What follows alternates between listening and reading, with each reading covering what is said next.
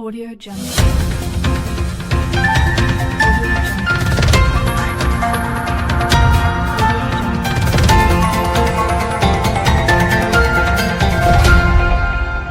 Audio Jungle.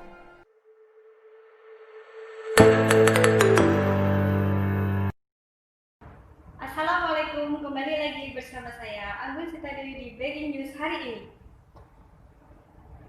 Breaking News hari ini akan menyajikan berita seputar pandemi COVID-19 yang sayang untuk dilewatkan.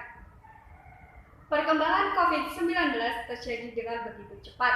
Kini penularannya meluas ke berbagai negara yang ada di dunia dalam kurun waktu yang singkat.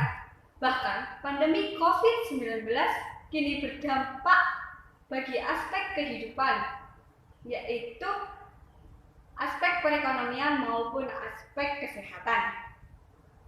Indonesia telah mengkonfirmasi kasus pertama infeksi coronavirus pada awal Maret tahun 2020. Jumlah kasus virus corona di Indonesia setiap harinya masih mengalami penambahan. Bahkan terpantau beberapa hari yang lalu, kasus infeksi virus corona di Indonesia mengalami peningkatan yang tajam.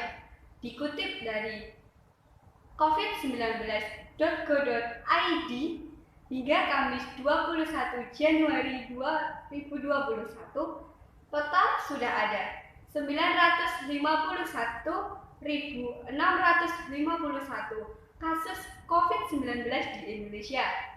Penambahan kasus terbaru mencapai 11.703 kasus dalam kurun waktu 24 jam terakhir. Total kesembuhan berjumlah 772.790 orang dan jumlah kasus berujung kematian juga mengalami kenaikan, yakni berada di angka 27.203 orang. Lantas, apa saja dampak yang dihasilkan akibat adanya pandemi COVID-19 ini untuk pemerintah dan masyarakat? Mari kita simak beritanya.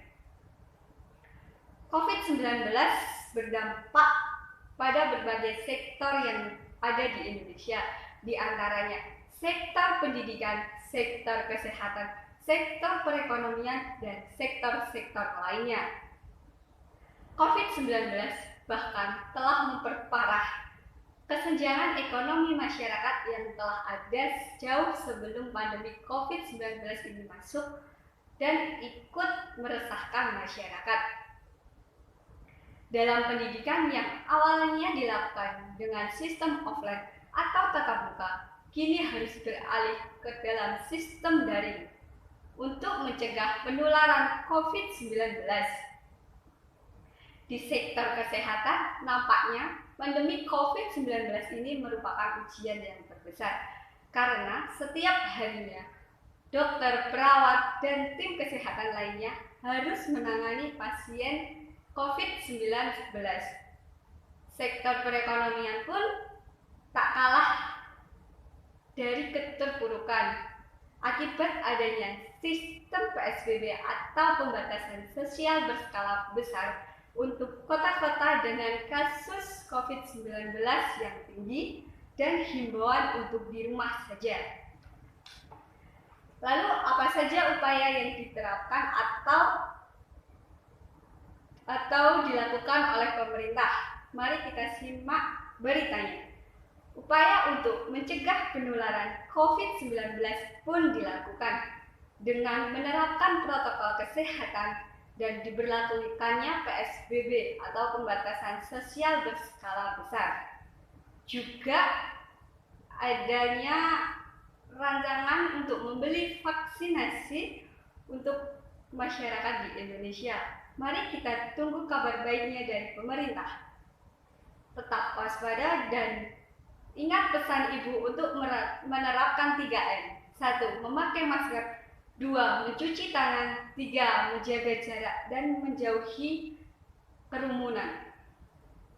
Saya Anggun Sitadeli pamit undur diri dan sampai jumpa. Wassalamualaikum warahmatullahi wabarakatuh.